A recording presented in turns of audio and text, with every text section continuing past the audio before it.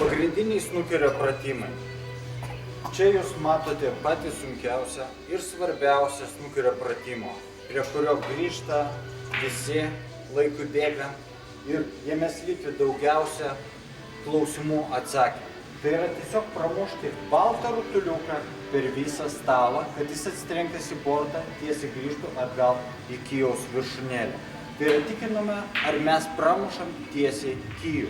Ar visos 5 auksinės snukerio taisyklės veikia, ar mes mušam tiesiai balto vidurį, nesigauna šoninių sukinių. Tai yra kiekvienos treniruotės pradžia, apšilimas ir kiekvieno mačo pradžioje galima padaryti keletą tokių smūgių, tam, kad pasitikinti, ar viskas yra tvarkoje. Pabandykime.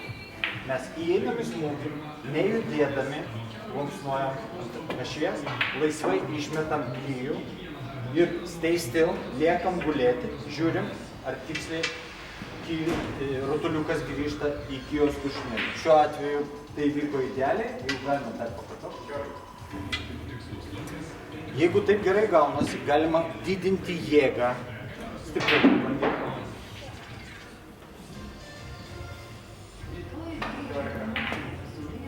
Ar neatsiranda kažkokių judesių ir paklaidų, mušant su didesnė jėga, šiuo atveju vėl gerai.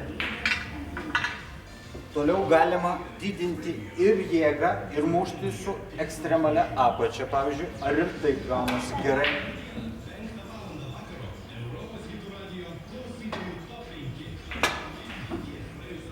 Va, šiuo atveju pamatėm, kokį šoninį sūkį pagavo baltas rutulys, tai reiškia, nebuvo pramušta lygiai į balto vidurį.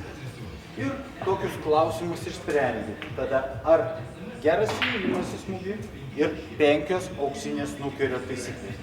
Ar Kijus guli ant smūgio linijos, ar Kijus išmetamas ant tos pačios smūgio linijos. 3. Ar kas nors nesujudėjo. 4. Ar smūgis buvo laisvas iki pat contact point, trenkimo į kūną. Ir 5. Be grip, ar neužmušėm paukštelę, ar švelniai laikėme Kijų.